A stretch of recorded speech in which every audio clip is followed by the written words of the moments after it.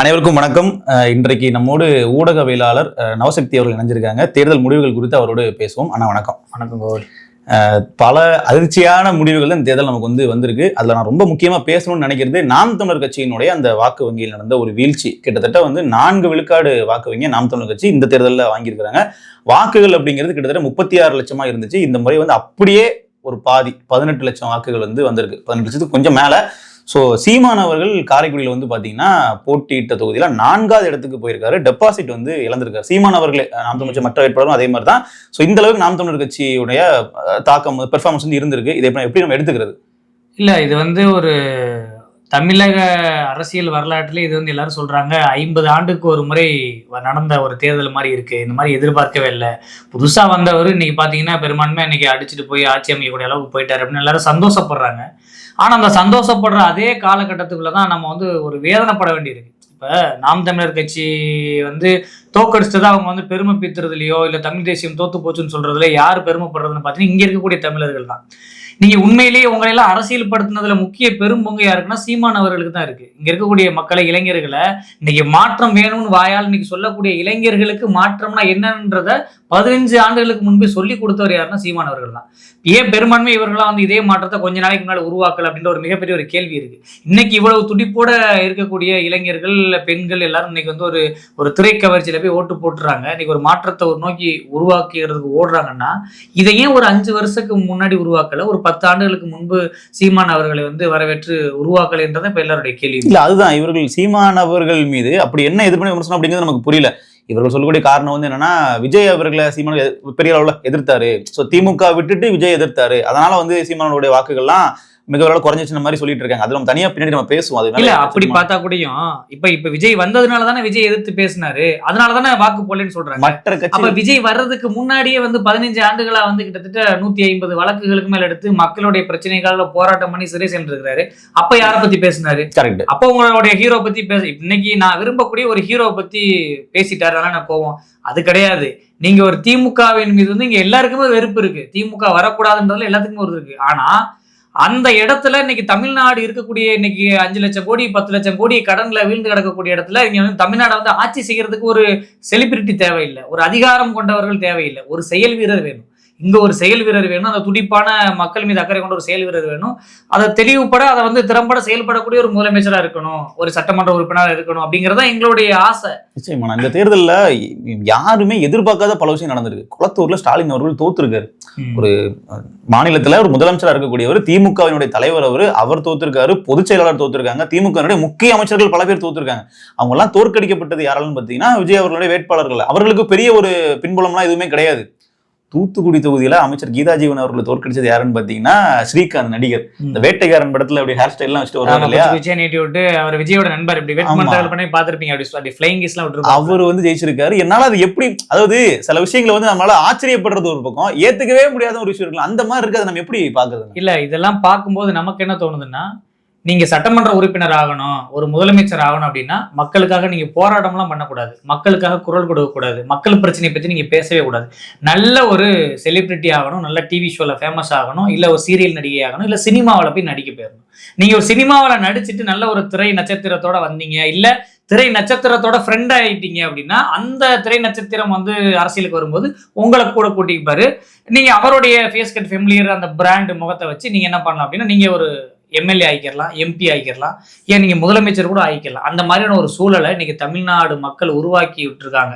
இது எந்த மாதிரியான ஒரு அரசியல் ஒரு அறிவை எல்லாருக்கும் சொல்ல வருது அப்படின்னா, இங்க நீங்க நாட்டை ஆளணும், நாட்டு மக்களை ஆளணும் அப்படின்னா சினிமாவில் நடித்தா போதும், மக்கள் பிரச்சனைகளுக்கு போராடி சிறை செல்ல தேவையில்லை, மக்களுக்காக குரல் கொடுக்க தேவையில்லை அப்படிங்கிறத நமக்கு ரொம்ப தெள்ள தெளிவா இன்னைக்கு தெரிய வச்சிருக்கிறாங்க நம்ம மக்கள். இல்ல, அதையுமே இப்ப காரைக்குடி தொகுதி தான் பெரிய அளவில் ஆச்சரியப்படத்தக்க ஒன்று. இப்போ ஒரு கடுமையான ஒரு போட்டி நிலவுது அப்படின்னா பரவாயில்ல, சீமான் அவர்கள் 4வது இடத்துக்கு போறாரு, டெபாசிட் இழக்கிறாரு. இந்த அளவிற்கு சீமானை புறக்கணிக்க வேண்டிய தேவை காரைக்குடி மக்களுக்கு என்ன வந்துச்சு? அதான் இல்ல, நான் கூட ரொம்ப பெருசா, அதாவது மண்ணின் மைந்தர், சொந்த மண்ணில் நிக்கிறாரு அப்படின்னா இப்ப எங்கேயோ வந்து இங்க திருவொற்றியூர்ல நின்னப்ப கூட 50,000 ஓட்டுகளுக்கு மேல போட்டாங்க. எப்படின்னா சொந்த சாதி மக்கள், சொந்த ஊர் மக்கள் அப்படின்னு சொல்லப்படாத சீமான் அவருடைய அரசியலை மட்டும் விரும்பி அவர் பிரச்சனைகளுக்கு குரல் கொடுத்தது, மக்களுடைய போராட்டங்களை கருத்துல கொண்டு அவருக்கு ஒரு 50,000 வாக்குகளுக்கு மேல திருவொற்றியூர் மக்கள் வந்து கொடுக்குறாங்க.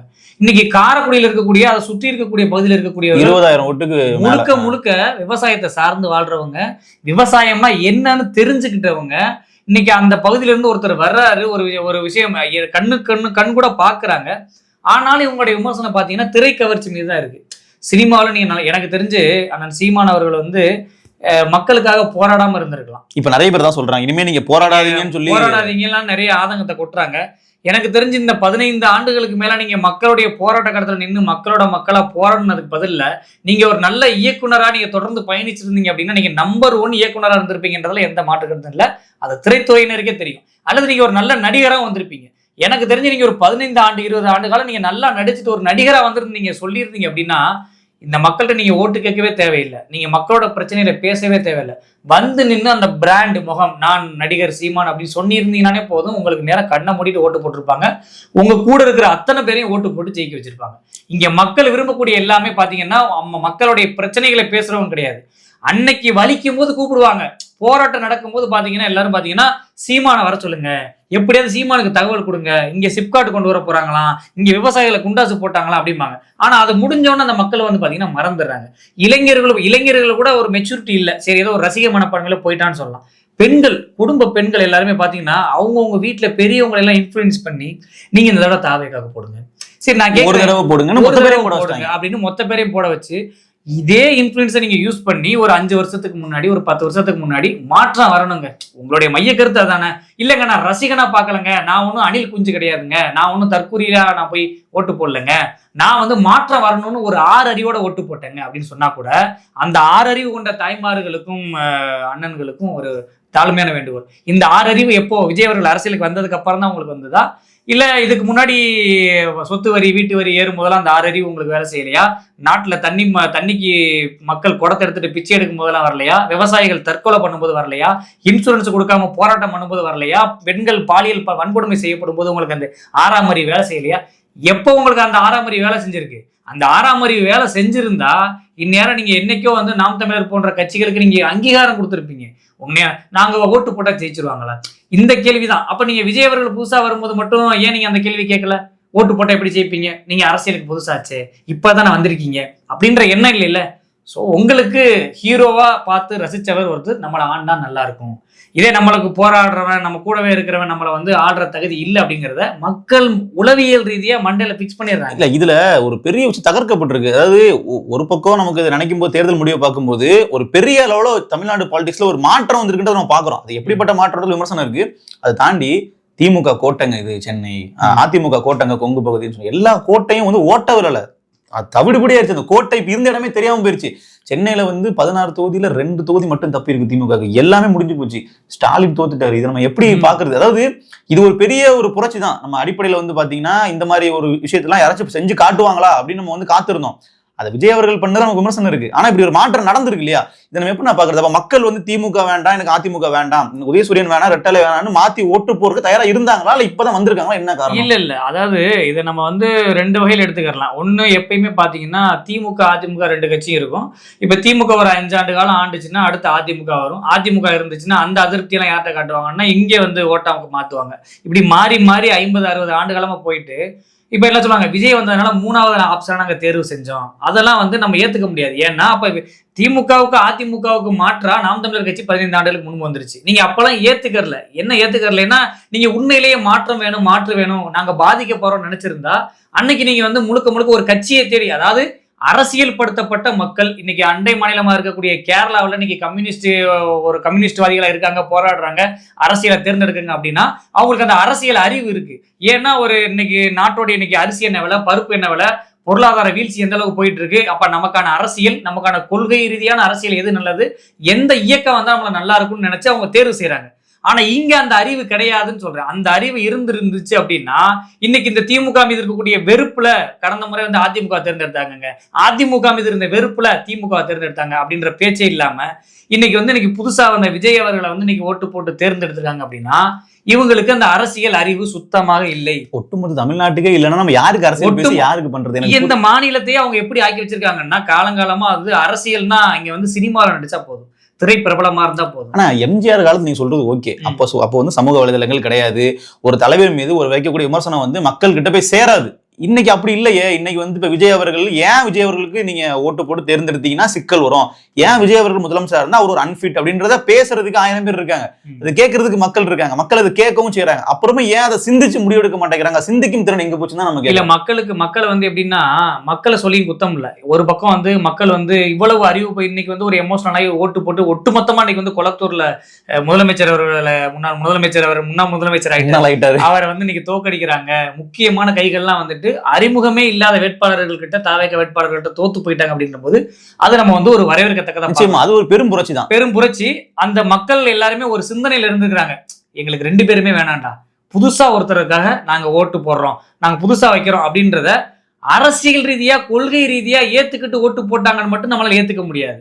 இது முழுக்க முழுக்க சினிமா திரை கவர்ச்சி. விஜய் வந்து நல்ல ஹீரோ, அவர் வந்தா நல்லது செய்வாருங்க, நமக்கான மாற்று அவர் தான் அப்படின்னு ஒரு தவறான முடிவு எடுத்துட்டாங்களோ அப்படின்னு எனக்கு தோணுது. ஏன்னா அந்த அளவுக்கு அரசியல் புரிதலும் அரசியல் அடிப்படை சித்தாந்தமும் இல்லாத ஒரு தாவேகா தலைவர் எப்படி தமிழ்நாட்டை கொண்டு போவார் இந்த மக்கள் நம்புறாங்கன்றதான் என்னால ஏத்துக்க முடியல. ஏன்னா சீமான் அவர்கள் ஒப்பிடும்போது கிட்டத்தட்ட நீங்க வந்து இன்னைக்கு எப்பேற்பட்ட திறமையானவனா இருந்தாலும் இந்த வேலையை செய்யுன்னு சொல்லும் போது இப்ப வந்து இதை பரிமாறுப்பா, இந்த சட்டியில ஒண்ணு இருக்கு எடுத்து எல்லாருக்கும் பரிமாறணும் அப்படின்னா அந்த இடத்துல வந்து நீங்க எவ்வளவு பெரிய வீரனை போட்டாலும் இங்க வந்து நல்லவனை போட்டாலும் இங்க வந்து சட்டியில இருக்கிறதா அகப்பையில வரும். இங்க சட்டியிலே ஒண்ணும் இல்லை, ஆல்ரெடி கடன் வாங்கி தான் இங்க வச்சிருக்காங்க.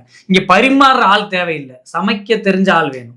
இங்க நீங்க யாரை தேர்ந்தெடுத்து வச்சிருக்கீங்க, இவர் நல்லா பரிமாறுவாரு, எல்லாருக்கும் நல்லா பரிமாறுவாரு, இவரை தேர்ந்தெடுக்கலாம்னு நினைச்சு இந்த மக்கள் வந்து மாற்றம் வேணும், இவர் எங்களுக்கு நல்லா பரிமாறல அப்படிங்கிறத மட்டுமே பார்த்து இந்த மக்கள் தேர்வு செஞ்சிருக்காங்க. ஆனா அந்த சட்டிக்குள்ள ஒண்ணுமே இல்ல, புதுசா சமைச்சுதான் நமக்கு பரிமாற வேண்டிய சூழல் இருக்குன்ற அரசியல் யதார்த்த களம் மக்களுக்கு தெரியவில்லை, புரியவில்லை. இதை வந்து நம்ம கண்கூட பாக்குறோம். ஏன்னா நீங்க 10 லட்சம் கோடி கடன்ல இருக்குன்னா இந்த மக்கள் எனக்கு நல்லா பரிமாறுவார்னு விஜயை தேர்ந்தெடுக்கிறாங்க. அப்ப இங்க சீமானை போன்ற அரசியல் புரிந்து நீங்க இங்க யதார்த்த பொருளாதாரத்தை புரிஞ்சுக்கிட்டு இலவசங்களை அறிவிக்காம கல்வியும் மருத்துவத்தையும் இலவசத்தை மட்டும் தான் நான் கொடுப்பேன் அப்படின்னு சொல்லக்கூடிய ஒரு செயல் வீரர் தான் இங்க தேவைப்படுது. குறிப்பா சொல்லணும் அப்படின்னா சமைக்க தெரிஞ்ச ஒருத்தர், அதாவது எப்படின்னா இங்க சமைச்சு பரிமாறக்கூடிய ஒரு ஆள் வேணும். இவங்க இப்ப யாரை தேர்ந்தெடுத்திருக்காங்க அப்படின்னா பரிமாற தெரிஞ்ச ஆளை தேர்ந்தெடுத்திருக்கிறத இவங்க நினைக்கிறாங்க. அவர் எப்படி பரிமாறுறாரு இல்ல யார்கிட்டயாவது கேட்டு பரிமாறுறாரு அப்படிங்கிறத நம்ம பொறுத்து இருந்துதான் பார்க்கலாம். அதான் அதுக்கான விலை வந்து ரொம்ப பெருசு இல்ல. 5 ஆண்டு காலம்ன்றது சாதாரண விஷயம் இல்ல. தமிழ்நாட்டையே ஒரு படி மேலையும் கொண்டு போகலாம், தமிழ்நாட்டை ஒரு படி கீழையும் கொண்டு வந்துடலாம், அவ்வளவு பெரிய பதவி அது. விஜய் அவர்கள் நல்ல முறையில் பயன்படுத்தணுங்கிறதா நம்மளுடைய விருப்பமும் கூட. அதை தாண்டினா இப்போ நாம் தமிழர் கட்சிக்கு இந்த இடத்துல வந்து பாத்தீங்கன்னா ஒரு 18 to 19 லட்சம் நபர்கள் வந்து வாக்கு செலுத்திருக்காங்க. இதுல எல்லா கட்சியினுடைய வாக்குமே விஜய் அவர்கள் வந்து பறிச்சிருக்காரு. இப்ப திமுக வாக்குகள் வந்து பெருவாரியா பறிச்சிருக்காரு, அதிமுக வாக்குகளை பறிச்சிருக்காரு. அதிமுக கூட்டணி போன முறை 75 இடங்கள்ல வெற்றி பெற்றாங்க. இந்த முறை வந்து பாத்தீங்கன்னா 60க்கு கீழே வந்து அவர்கள் போறாங்க. அப்ப கிட்டத்தட்ட நீங்க யோசிச்சு பாத்தீங்கன்னா அதிமுகவையும் பெரிய அளவில் பாதிச்சிருக்காரு. இது பல பேருக்கு இங்க புரிய மாட்டேங்குது. திமுக மட்டும் டேமேஜ் இல்ல, எல்லா கட்சிகளுக்கும் டேமேஜ் ஈக்குவலா. இப்ப நம்மளோட கேள்வி என்ன அப்படின்னா சீமான் அவர்களுடைய ஸ்டாண்ட் மட்டும்தான் டுவர்ட்ஸ் விஜய் வந்து ஒரு வித்தியாசமா இருந்துச்சு. விஜய் அவர்கள் ஆரம்பத்துல இருந்து சீமான் எதிர்த்தாரு, ஆனா யாருமே எதிர்க்கல. மத்தவங்க இவங்க யாருமே கண்டுக்கல. எல்லாருமே அண்டர் எஸ்டிமேட் பண்றாங்க விஜய் வந்து ஒரு பெரிய ஆள்லாம் கிடையாது. இப்ப நாம் தமிழர் கட்சிக்காரங்க விஜய் எதிர்க்கும் போது, விஜய் மேல விமர்சனம் வைக்கும் போது கூட விஜய் என்ன ஆளுங்கட்சியா, விஜய் என்ன எதிர்கட்சியா, அவர் அதிகாரத்துல இருக்காரா, அவரை ஏன் எதிர்க்கிறீங்கன்னு சொல்லி பேசிட்டு இருந்தாங்க. இன்னைக்கு ஒரு அதிகாரத்துக்கே வந்துட்டாரு. அப்போ அதிகாரத்துக்கு இருக்கக்கூடிய ஒரு பொட்டன்ஷியல் உள்ள நபர் தான் நாம் தமிழ் எதிர்த்தாங்க அப்படிங்கிற விஷயத்தை இப்போ வரைக்கும் யாரும் ஏத்துக்க மாட்டேங்கிறாங்க. இல்ல நீங்க விஜய் திட்டினீங்க அதனாலதான் உங்களுக்கு ஓட்டு குறைஞ்சுன்றாங்களா, அதை எப்படி எடுத்துக்கிறதுனா? இல்ல இப்ப எல்லாரும் சொன்னாங்க இவர் வந்து தற்கொலைன்னு சொன்னாங்க, தற்கொலை கூட்டம்னு சொன்னாங்க, அணில் குஞ்சுன்னு சொன்னாங்க. எங்களை பாத்தீங்கன்னா நாங்க ஜெயிச்சிட்டோம் அப்படின்னு சொல்லி அவங்க வந்து இன்னைக்கு சோசியல் மீடியால பேசுறாங்க. நாங்க ஜெயிக்க கூடாதுன்னு உங்களை, அதாவது எப்படின்னா இந்த மாதிரியான ஒரு கூட்டம், அரசியல் படுத்தப்படாத ஒரு தற்கொலை கூட்டம் ஜெயிச்சிடக்கூடாது, இது அரசியலுக்கு ஆரோக்கியமானது இல்ல, அரசியல்னா என்னன்னே தெரியாம இது வந்து ஒரு விளையாட்டு சாமான் கிடையாது, இது வந்து ஒரு விளையாட்டு போட்டி கிடையாது, ஜெயிச்சு நான் ஜெயிச்சிட்டேன் பாத்தியா அப்படின்னு மார் தட்டிக்கிறதுலயே பெருமை கொள்றதுக்கான விஷயம் இது கிடையாது. இது மக்களுக்கான அரசியல், இந்த மண்ணுக்கான அரசியல். இது வந்து ஒரு அரசு கூட்டல் இயல். ஒரு அரசு இந்த நாட்டை எப்படி வழி நடத்தணும், பொருளாதாரத்துல இருந்து இன்னைக்கு எல்லாத்தையும் இன்னைக்கு வழி நடத்தி கொண்டு போகக்கூடிய ஒட்டுமொத்த சிஸ்டம். இந்த சிஸ்டத்தை வழி நடத்தக்கூடியவர்கள் வெறும் வந்து இன்னைக்கு ஒரு 100 ரூபாய் கொடுத்து ஒரு படம் பாக்குறோம், எனக்கு பிடிச்ச ஹீரோட படத்தை நம்ம பார்த்துட்டோம் பாத்தியா, என் தலைவனோட படம் எத்தனை கோடி வசூல்னு பாத்தியா, நாங்க எல்லாரும் சேர்ந்து டிக்கெட் வாங்கி இன்னைக்கு வந்து எங்க தலைவரோட படத்தை 1000 கோடி வசூல் பண்ண வச்சுட்டோம்.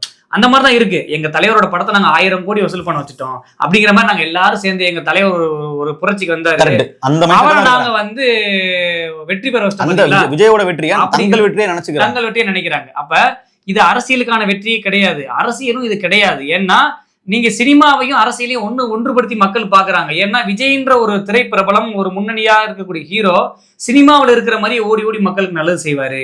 சினிமாவில் இருக்கிற மாதிரி ஒரு பேப்பர் பேனை எடுத்து டக்குன்னு இங்க என்ன பிரச்சனை வக்கீலா இருக்கும்போது எழுதி உடனே வழக்கு போடுவாரு, மக்கள் பிரச்சனையை தட்டி கேட்பாரு அப்படின்னு இந்த மக்கள் நம்புறாங்க.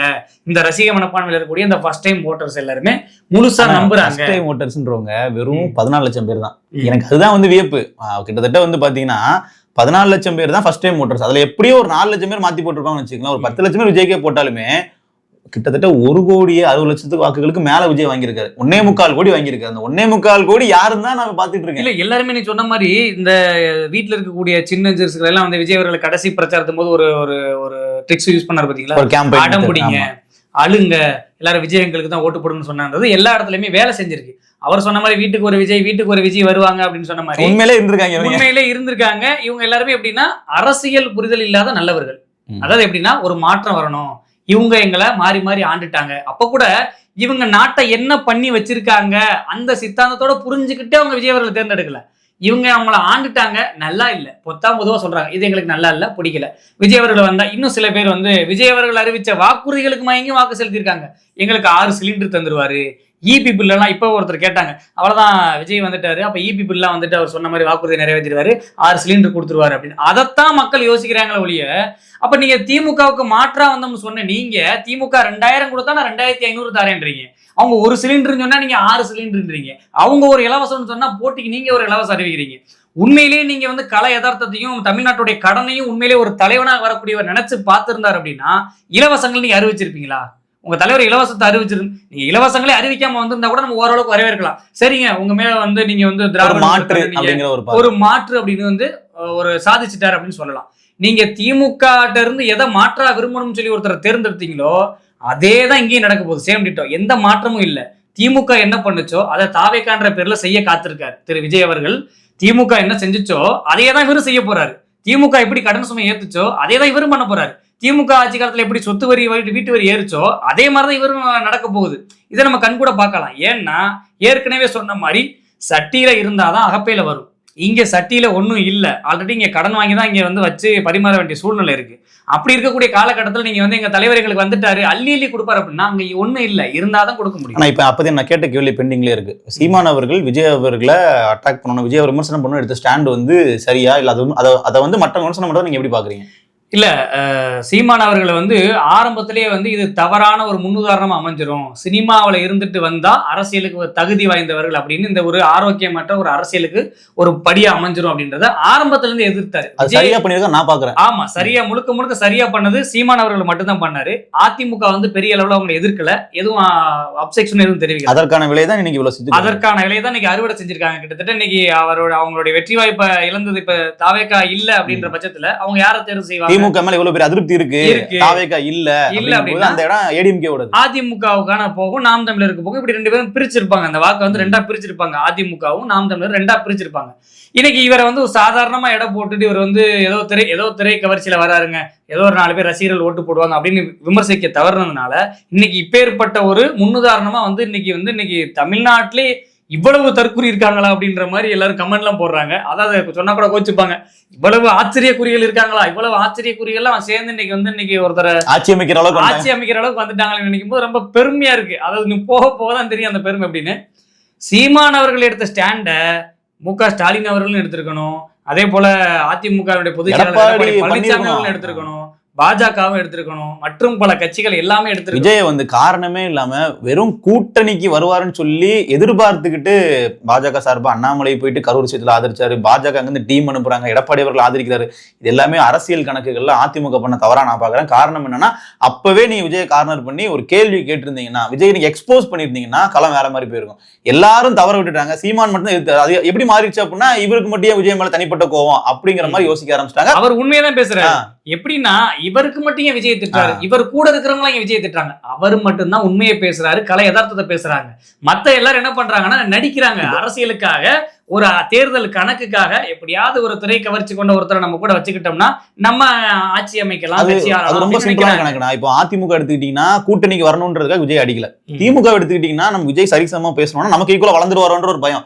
இப்படி பல அரசியல் காரணங்களுக்காக அவர் பண்ணக்கூடிய தப்பை வந்து யாருமே அப்படி கடந்து போயிட்டாங்க. இப்ப அவர் பண்ணக்கூடிய அரசியல் எவ்வளவு ஆபத்தானது அப்படிங்கிறதுக்கான ஒரு விளக்கத்தை எந்த கட்சியுமே பகிரங்கமா கொடுக்கல. இப்ப நாம் தமிழர் கட்சி தான் டிபேட்லயும் சரி தனியாவும் சரி அதை வந்து எக்ஸ்போஸ் பண்ணி பேசினாங்க. இன்னைக்கு இருக்கிற நிலைமையில டிஎம்கே விட ஏடிஎம்கே விட டிவிக்கு தான் பெரிய பொலிட்டிக்கல் ஃபோர்ஸா வந்து நிக்கிறாங்க. அப்போ இவ்வளவு பெரிய ஒரு பொலிட்டிக்கல் ஃபோர்ஸ் பொட்டன்ஷியல் ஒரு நபர் தான் நாம் தமிழ் கட்சி எதிர்த்தாங்க. ஏதோ 3வது ஒரு அணி 4வது ஒரு அணி ஏதோ ஒரு சின்ன ஆள் அவர்களை எதிர்க்கலன்றது நம்ம பதிவு பண்ண வேண்டியது தேவை. இது சரியா கணித்த நபர் அப்படின்னு பார்த்தோம்னா நாம் தமிழர் ஒருங்கிணைப்பார் சீமான் அவர்கள் சரியா கணிச்சிருக்காரு. அதாவது இவனால பிரயோஜனமே இல்லைங்க, இவனால அரசியல பெரிய ஒரு அதிர்வலையை ஏற்படுத்த முடியாதுன்னு நினைச்சிருந்தா சீமான் அவர்கள் வந்து அதை கடந்து போயிருக்கலாம். விஜய் அவர்களை விஜய் அவர்களுக்கு என்ன திரை கவர்ச்சி இருக்கு, என்ன பிரபலம் இருக்கு அப்படின்றத தெரிஞ்சேதான் அவர் எதிர்த்து நான் பாக்குறேன். இவரால இது செய்ய முடியும். இந்த கூட்டம் அப்படியே தியேட்டருக்கு போய் என் தலைவனோட படம் வந்துருச்சு, நான் 1000 கோடி வசூல் பண்றதுக்கு என்ன செய்யணுமோ ஒரு படத்தை நான் 5 தடவை கூட பார்ப்பேன், 10 தடவை கூட பார்ப்பேன் அப்படின்ற மனப்பான்மையில இருக்கக்கூடியவன் இந்த சினிமாவில இருந்து அரசியலுக்கு வரும்போது இது வந்து ஓட்டா வரும்ன்றது தெரிஞ்சு இது மக்களுக்கான ஆரோக்கியமான ஒரு அரசியலா இருக்காதுன்றத தெரிஞ்சுதான் விஜய் அவர்களுடைய அரசியலைத்தான் முழுக்க முழுக்க சீமானவர்கள் எதிர்த்தாரே ஒழிய விஜய் அவர்களை தனிப்பட்ட முறையிலயோ இல்ல தனிப்பட்ட ஒரு வாழ்க்கையோ அவர் இதுவரைக்கும் விமர்சித்தது கிடையாது. அதுதான் நிச்சயமா விஜய் அவர்களுடைய அரசியலை எதிர்த்தாரு, தாவேகாவுடைய கொள்கையை எதிர்த்தாரு. மற்ற இருக்கக்கூடிய எல்லாருமே அரசியல் ஆதாயத்திற்காக அதை எதிர்க்கல, அதுக்கு மறுப்பு தெரிவிக்கல. விஜய் அவருடைய உண்மையான முகத்தை வெளிக்காட்டுறதுக்கு இவங்க முன்வரவே இல்லை. அதுதான் இங்க பிரச்சனையே. நிச்சயமா இப்ப நமக்கு இருக்கக்கூடிய மிகப்பெரிய கவலை வந்து என்ன அப்படின்னா, இப்ப நாம் தமிழர் கட்சியினுடைய வேட்பாளர்கள் களத்துல வந்து எவ்வளவு வியர்வை சிந்தி வேலை பார்த்தாங்க, அவருடைய உழைப்பை வந்து கொட்டினாங்க. அவர்களுக்கு இருக்கக்கூடிய சின்ன பொருளாதாரத்தை கூட எவ்வளவு தூரம் ஒரு எக்ஸ்டெண்ட் பண்ணி இருக்கிற காசெல்லாம் செலவு பண்ணி அவர்கள் தேர்தலில் கிளம்புனாங்க நம்ம பார்த்துருக்கோம். இப்போ இவ்வளவு தூரம் மக்களுக்காக வந்து போராடக்கூடிய நமக்கு மக்கள் எதை திருப்பி கொடுப்பாங்கன்னு பாத்தீங்கன்னா தோல்வி. சரி, தோல்வி தான் பிரச்சனைன்னு பாத்தீங்கன்னா இல்ல, வெற்றி யாரு கொடுப்பாங்கன்னா இதுல ஒரு துளி கூட பண்ணாத ஒரு நபருக்கு கொடுப்பாங்களா அப்படிங்கிற ஒரு மன உளைச்சல்ல பலரும் இருக்கிறாங்க. நமக்கிட்டே நேரடியாக சில வேட்பாளர்கள் பேசும்போது நமக்கே கொஞ்சம் அவங்க குரலே வந்து பாத்தீங்கன்னா ஒரு சன்னமான குரலா இருக்கு. மேடைகள்ல கண்ணீர்னு ஒழிக்கக்கூடிய பல வேட்பாளர்களுடைய குரல் வந்து இந்த விஷயத்தை பத்தி பேசும்போது போன்ல அவ்வளவு தூரம் அவங்க சன்ன குரல்ல பேசுறாங்கன்னா அந்த மக்களுக்காக வருத்தமா இருக்குல்ல.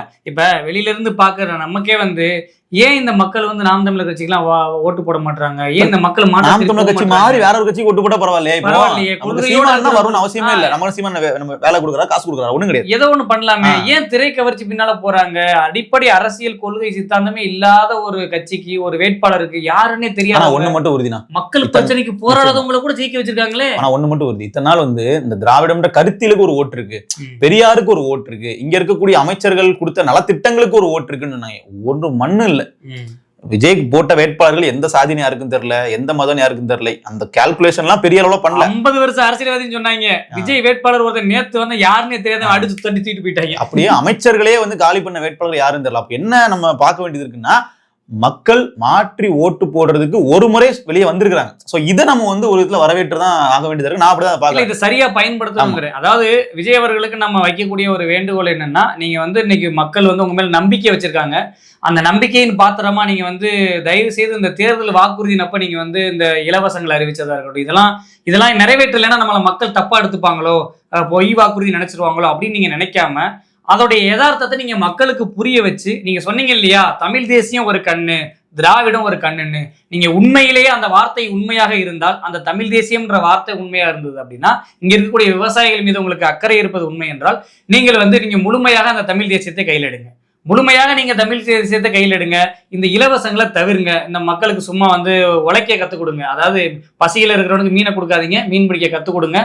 நீங்க வந்து மறுபடியும் நான் இலவசத்தை தான் கொடுப்பேன், நான் மாற்றா வந்திருக்கேன் அப்படின்னு திமுக செஞ்ச வேலையும் அதிமுக செஞ்ச வேலையும் நீங்க செஞ்சீங்க அப்படின்னா, இன்னைக்கு எப்படி மக்கள் ஒட்டுமொத்தமாக சேர்ந்து இன்னைக்கு தூக்கி எறிகிறாங்களோ அதே மாதிரியான சூழல் உங்களுக்கும் வரும் அப்படிங்கிறதுல எந்த மாற்று கருத்தும் இல்லை. நிச்சயமான பல விஷயங்கள் வந்து பேசியிருக்கோம். நம்ம தொடர்ச்சியா வந்து இனிமே அதிகப்படியான அரசியல் பேச வேண்டியிருக்கோம். அண்ணன் வேற வந்து பாத்தீங்கன்னா அவருடைய வலையொலியில இந்த மாதிரி விஷயங்கள் பேசுறதுக்கே வந்து பெயர் பெற்றவர். இது வரைக்கும் கூட வந்து பாத்தீங்கன்னா விஜய் அவர்கள் வந்து அவர் தான் பெரிய பவர்ல இல்லையா, எதற்காக அவரே பத்தி பேசணும் விமர்சனம் வந்துச்சு. இதற்கப்புறம் வராது, ஏன்னா அவர் தான் இனிமே பேசுவோம், தொடர்ந்து பேசுவோம். எல்லாரும் சொன்னாங்க இனிமே எங்களை தற்கொலைன்னு சொல்ல மாட்டீங்களா, இனிமே எங்களை ஆச்சரிய குறி, இனிமே தான் பேச வேண்டிய, இனிமே தான் பேசுவோம், தொடர்ந்து பேசுவோம். நீங்க பண்ற எல்லாத்தையுமே நாங்க சொல்லுவோம், விமர்சனம் பண்ணுவோம், மக்கள் மத்தியில பேசிக்கிட்டே இருப்போம். எப்படி உங்களுக்கு ஒரு திரைக்கவர்ச்சியில போறீங்களோ அது மாதிரி எங்களுக்கு இதை அரசியல் படுத்தணும், இந்த மக்களுக்கு ஒரு அரசியல் விழிப்புணர்வு ஏற்படுத்தணுங்கிறதுல நாங்க தொடர்ந்து விமர்சனம் பண்ணிக்கிட்டே தான் இருப்போம். அதுல எந்த மாற்று கருத்தும் இல்லை. நிச்சயமா நான் தொடர்ந்து பேசுவோம். நன்றி. நன்றி.